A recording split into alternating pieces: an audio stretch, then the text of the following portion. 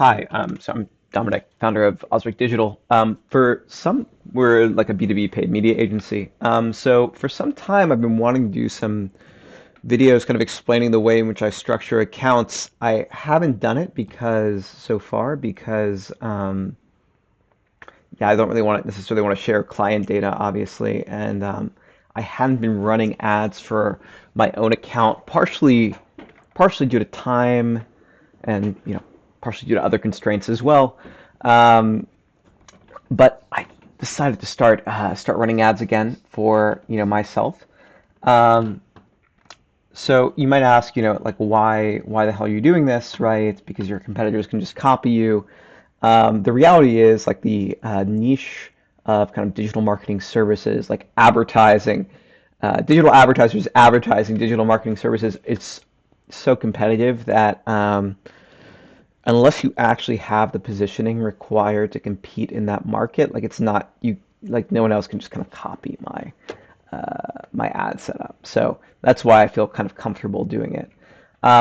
So I'll show you first kind of LinkedIn ads, right? Because that's something that has, a lot of people are quite interested in. I get probably, up to half my inquiries are about it. So the most important thing with LinkedIn ads really is the audience. You'd see here I'm just kind of setting things up. So I started, just to give some background, I started running ads again um, using a built like an audience that I built within LinkedIn. So these are just kind of retargeting audiences. And then these are some audiences I'm building with kind of company level account data. Um, However, the way in which I started was with kind of the built-in audiences, which is actually not great, but it was a way to do kind of like a quick activation. So you can see here that I just have one campaign running so far. It's sponsored post engagement. The idea is basically to just promote ads that are already organic posts. So the reason why I'm doing that is just the inventory is, way cheaper than if you try and just do, regular LinkedIn ads. So you can see I'm getting, the objective here is engagement, and I'm getting engagements at, just over $2. Well, not just over, $2.50. If I were to try to run this campaign with the same content using regular LinkedIn ads inventory, we'd be at, probably $10 a click. Because the people I'm trying to get in front of are quite senior, which I'll show you in a minute. You can see here, like the metrics. I mean, I've only been running this for, you can look at the performance chart. Yes, I launched April 12th. So 12 days, 11 and a half days. And I'm already at a frequency, which is basically of the members of the audience who I reached, um, that I was able to reach. I've been in front of them 4 times, which is great. I mean, right? Like people really underestimate how often you have to get in front of people in order for them to remember you. And 4 times a month is like kind of the bare minimum to get any traction with LinkedIn ads. Like usually you would target 6 to 10, but for just starting out, it's pretty good. Um, Audience penetration of 25%. What that means, right, is of the people that LinkedIn matched into my audience, they were able to reach 25% of them with the ads, which basically makes sense, right? Because people are not, especially senior level people, which are the people I'm trying to get in front of, they're not on LinkedIn every day, right? So, and even if they are on LinkedIn, they aren't necessarily scrolling the feed, and that's where these ads show up. Um, the rest, I'm just going to see whether the rest of these numbers are really worth talking about. Not really. Let's just like go in front of the action. Let's look at the way in which the actual ads are set up, or rather the ad set.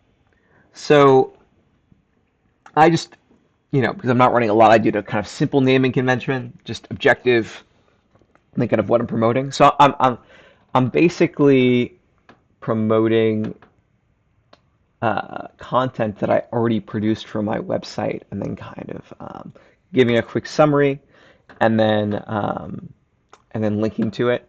Part of the reason why I have to run ads for these rather than just using my kind of organic reach, one is that, believe it or not, despite selling LinkedIn ads and LinkedIn in general, I hadn't been posting that much in the past 4 to 6 months. So I wasn't getting very much organic reach. If you stop posting, basically LinkedIn starts deprioritizing you.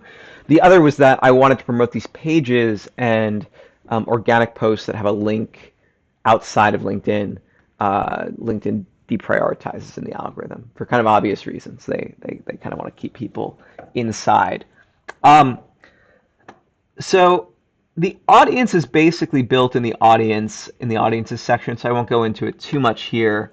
But it's basically, these are the industries I decided that I want to get in front of for this kind of campaign. It's really just a very broad awareness campaign.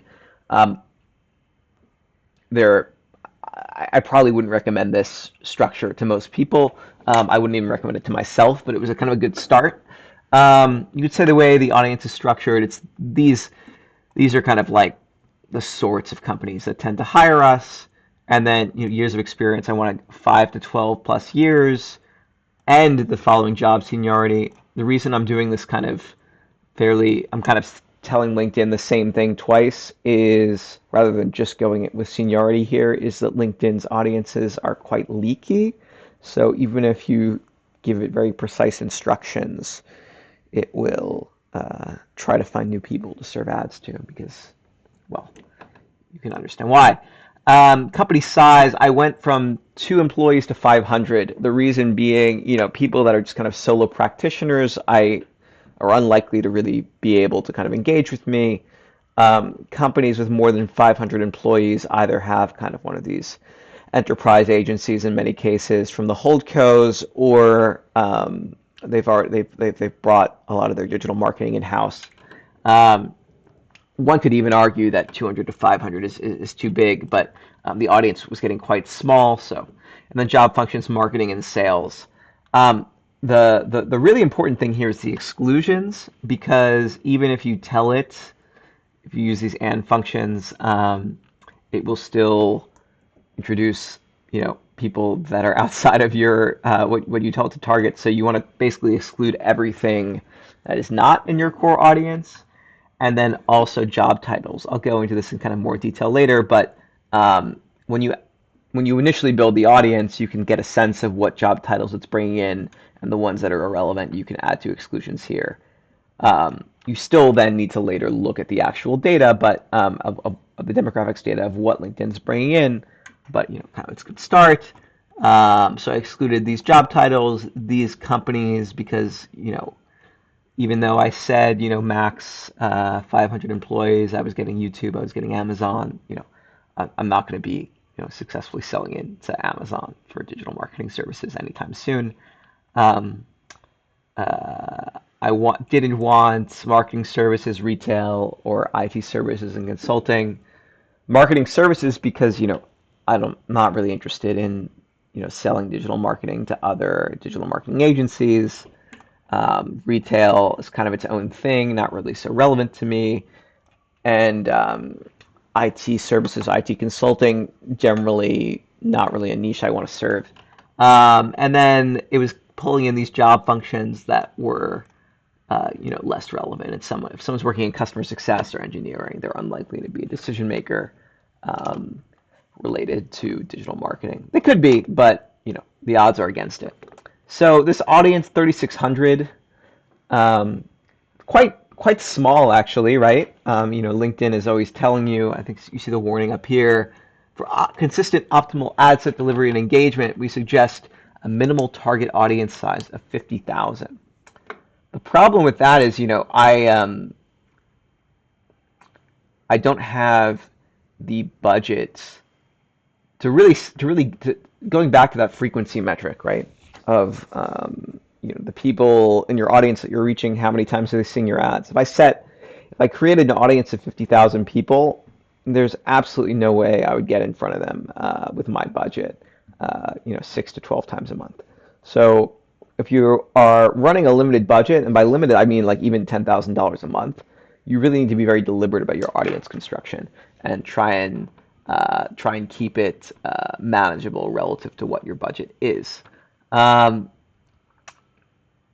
you can see here, I mean, honestly, this looks pretty good, the segment breakdown. I'll do a full in the audiences manager, I'll do a full walkthrough, right? But yeah, this looks pretty good. Um, Marketing. So I'm trying to get in front of people that are like director level of marketing and above, or heads of sales, not sales reps, and heads of business development, not sales reps. Entrepreneurship is also fine because, if they're the CEO or the founder, they're likely to have a say in vendor selection, especially with smaller companies. And then media and communication is also fine. Um, the format, because these are single image posts, I single image thought I want to run them as single image posts, basically. Um, I just did very basic UTM tracking because I don't really have an elaborate CRM infrastructure built up. If I was running HubSpot, I would set the tracking parameters differently. Um, I'm only running, this is very important, placements. You want to do LinkedIn only. Um, they'll try and get you to also use the audience network. It's a bad idea um, because, well, I'm not going to say any mean things about that inventory, although I don't like that you have very little control over it with any of these ad networks. But if you actually want to run your ads on LinkedIn itself, which is what my intention is here, because the engagement rates are going to be way higher, people go on LinkedIn in part to like, think about and talk about business and marketing and things like that, the things that I'm talking about. So I want to serve these ads on LinkedIn. I don't want to serve them on other networks. In any case, I'm sponsoring organic posts, so they wouldn't have served them the audience network anyway. But I think it's such a common error that I feel like bringing it up. You'll also notice if you're running regular LinkedIn ads, like not thought leader posts, thought leader promotions, and you look at the breakdown by network versus LinkedIn, if you have audience network turned on, 90% plus of your impressions are going to be in the audience network, and clicks too. Bidding, so daily budget, you can see I had this a bit higher earlier because I was trying to build traction, but it's, conservative, $10 a day. Just because this audience, which I built with LinkedIn's built-in structure, is not very reliable.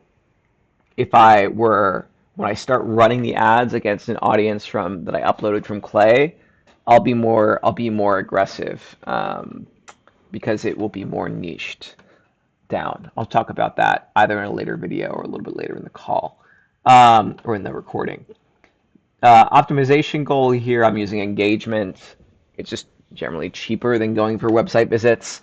Um, and it reflects my goal, which is just to kind of warm up the audience and see how it responds to my content. And I always do manual bidding, because max delivery is usually less efficient. It's going to give you a suggested range. You can see here it's like 274 to 914 per engagement click, and it recommends 428. I always recommend starting your bids well below the recommended range and seeing if LinkedIn serves the ads.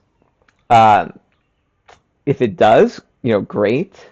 If it does not, you kind of gradually increase the bid towards the recommended range until LinkedIn starts serving the ads. You can see the conversion tracking here is I mean, I added this call book. It's not even verified, but this is not a conversion-oriented campaign. If I were to get a conversion from it, my volume is low enough that I would understand that it came from LinkedIn ads, so I'm not so worried about it. Obviously, if you're running a full funnel with high budget and stuff, it's important to get all the stuff verified, and ideally you want multiple conversions. But in general, when you're just starting a campaign, especially at low budget, it's best to kind of not let little technical details get in your way of starting to build momentum. Okay, So you'll notice here, these are all thought leader ads, and these are pages that I posted or posts that I posted on my company page that I pulled in. So like when you create an ad, you can either, create an ad from scratch, or you can browse existing content. As I was saying before, the inventory, basically there are kind of three separate inventories.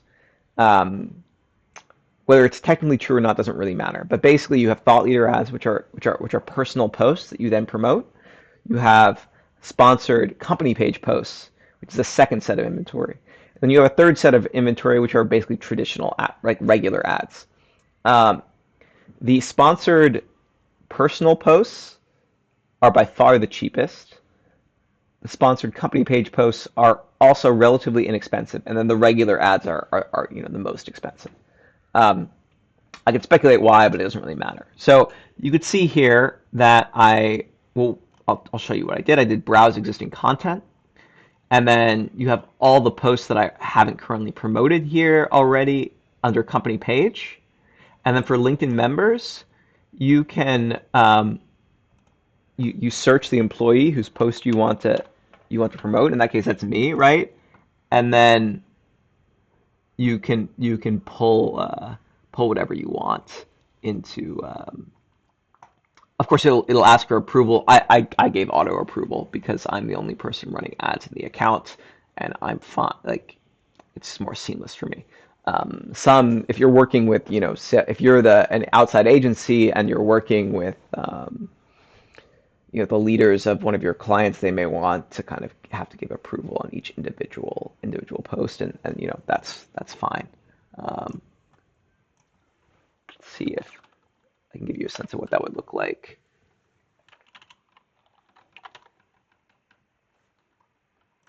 He has auto approval off, right? He has no recent posts, so I can't pull anything in. But you get the idea, right? Like basically, if you don't have auto approval turned on, you are going to have to request the person whose post you want to promote each time. Um,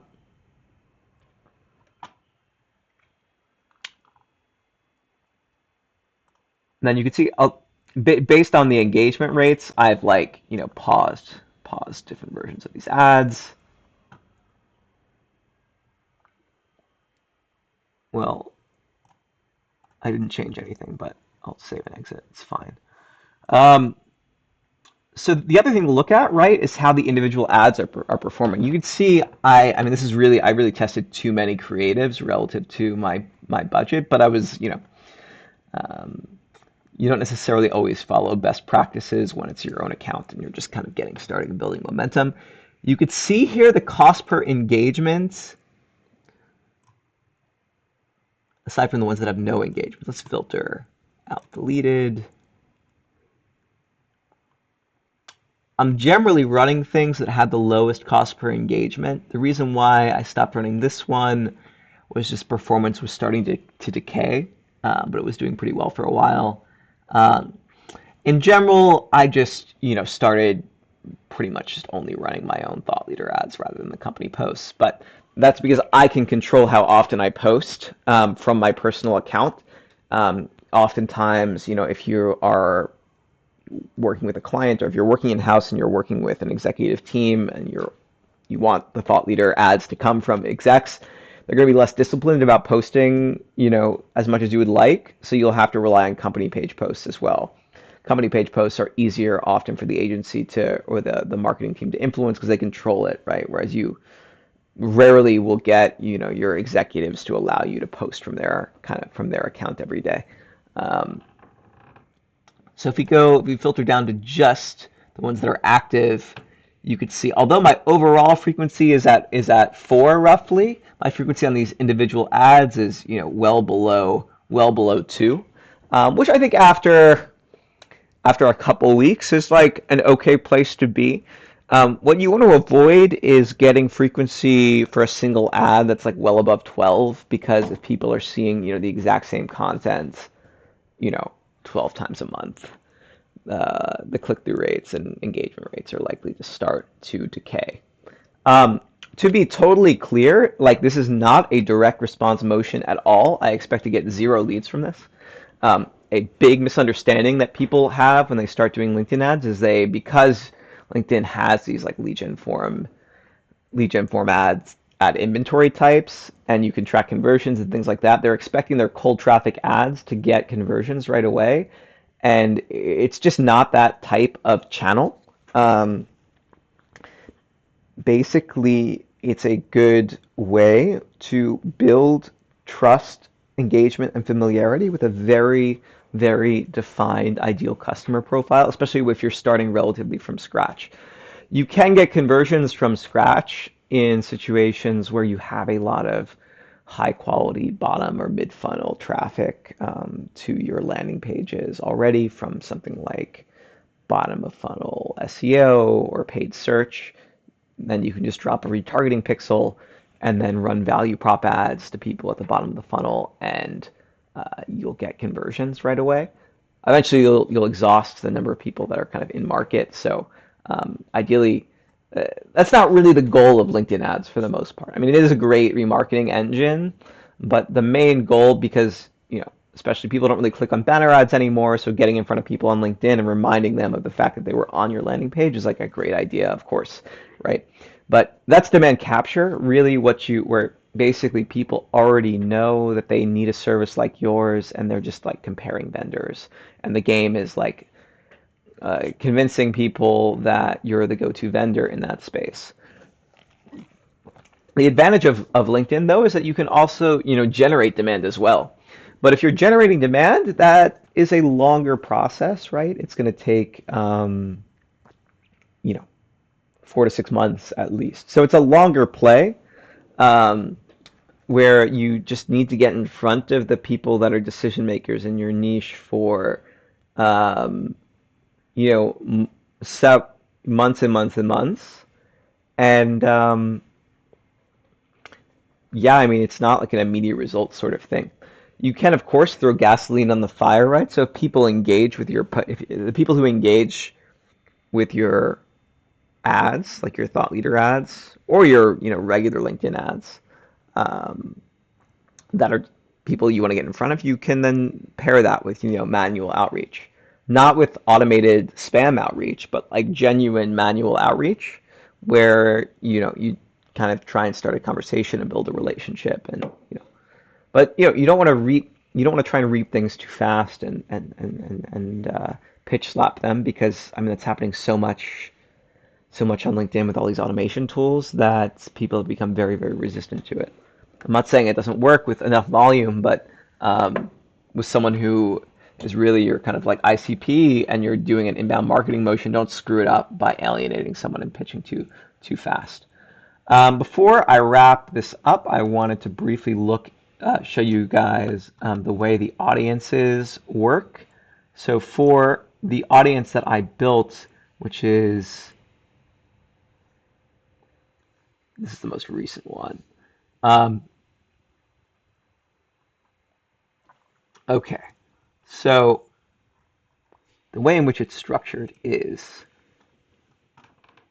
these are the locations just because they're places that are native English speakers and the culture is similar enough to the United States that I feel like I can actually um, run a sales process with them eventually.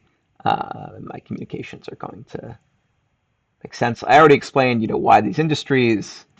I already explained all of this, right? The growth rate is like an additional layer. Um,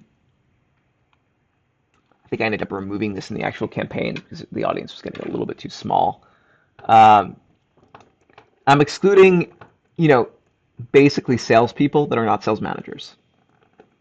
The way I got to these exclusions, um, just so everyone understands, is you can go into company and see, who the companies that comprise, fairly large segments of the audience.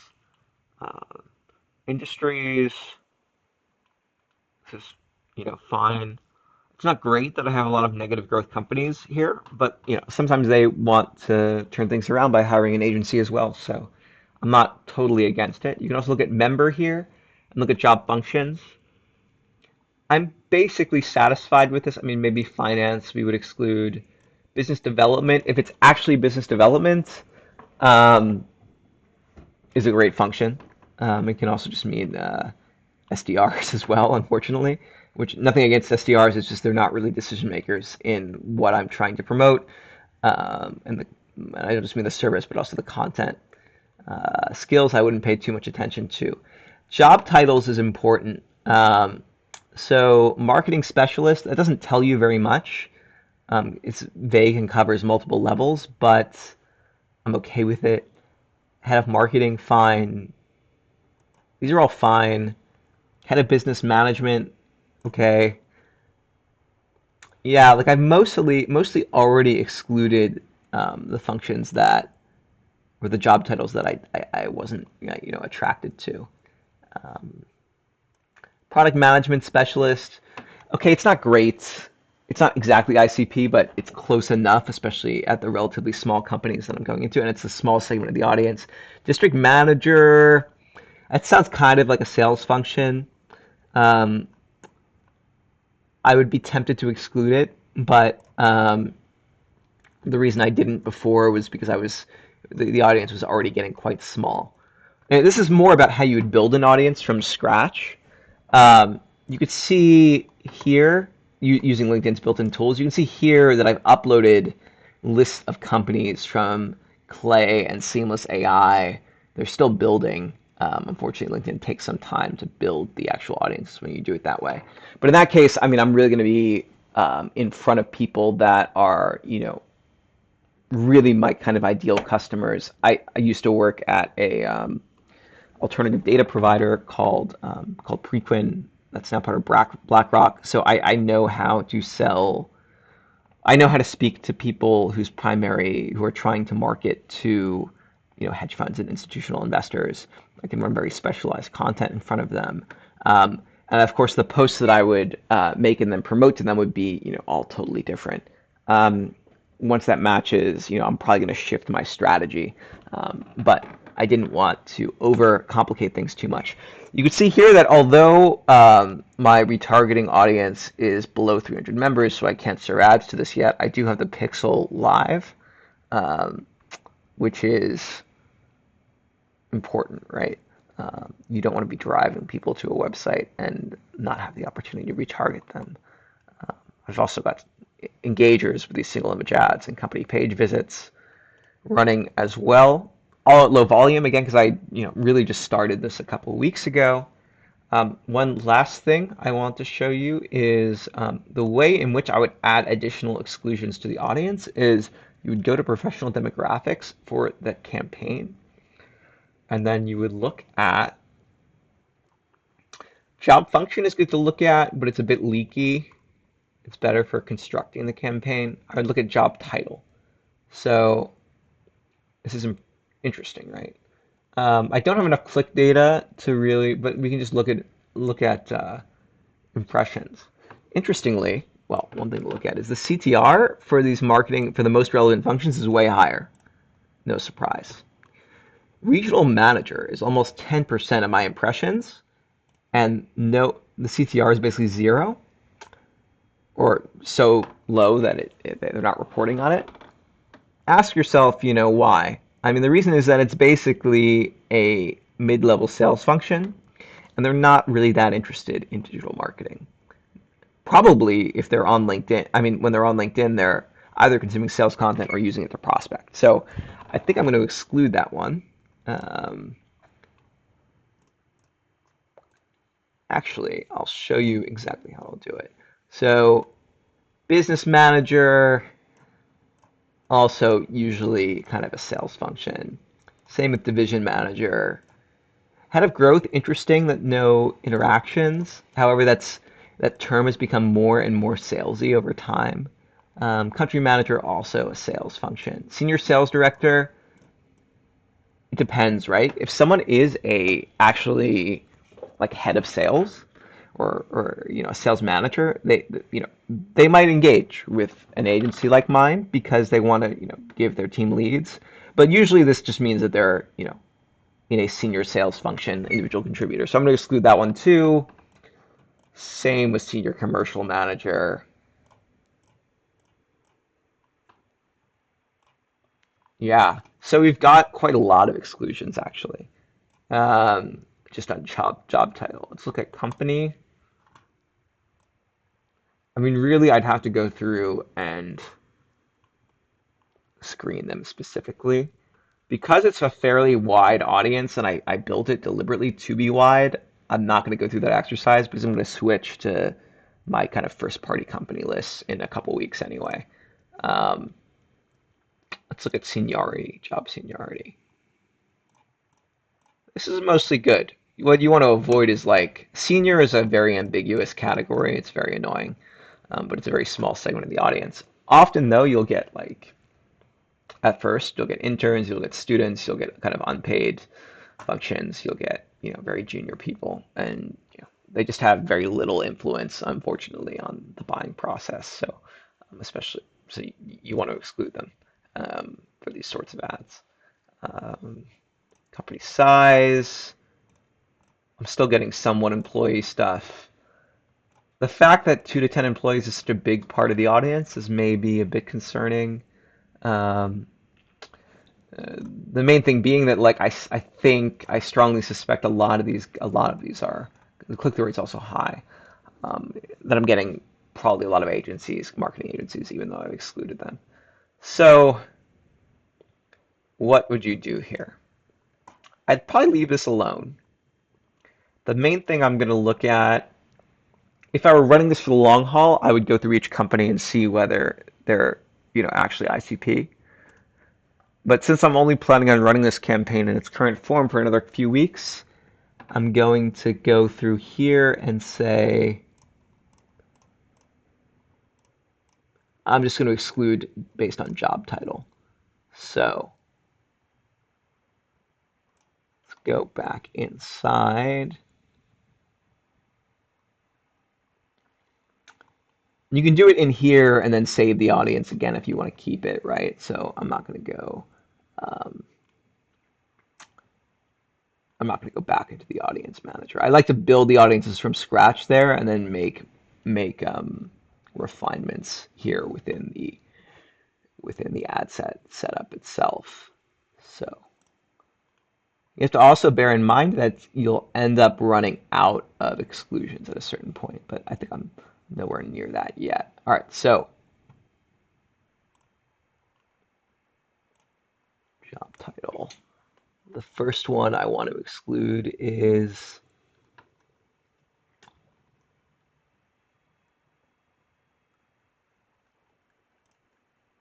regional manager.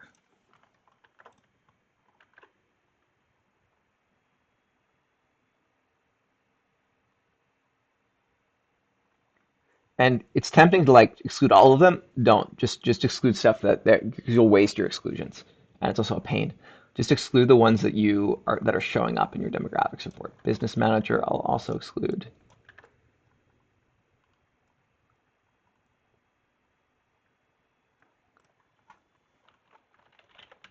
Ah, it's already excluded, and yet it's showing up again. That's great. Um,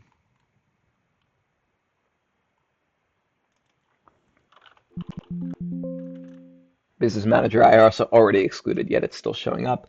But it's probably because I have the date range wrong. Let's update this. When you make exclusions, you need to update your date range when you're doing this demographics review. It's already looking a little bit better. I'm getting 50% of my clicks almost from founders, the others from CMOs. That's great. Let's exclude country manager. Could be relevant, like, someone trying to break into a new country could be relevant, but I'd kind of rather not. Same with division manager.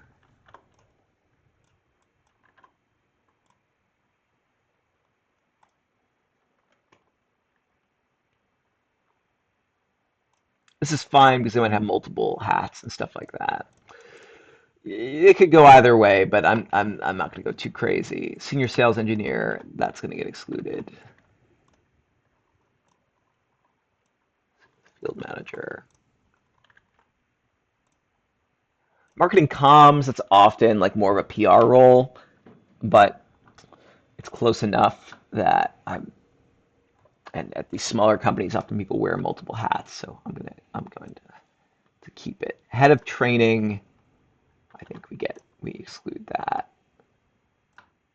You can see it's getting, I think from country, I forget which one, but they dropped it from 3,600 to 3,300. So it actually is getting some hits. Senior sales manager, you want to exclude as well. See, from 33 to 3,200. And then key account, that's also either account management or sales role. So, um, and I guess I'll save the audience again. So, Osric, broad, 424. I'm adding additional exclusions. Um, Everything else is fine. Everything else is fine. I'm getting clicks and stuff like that. So save and exit, and now we should see that we should see the relevance of the impressions and engagements increase.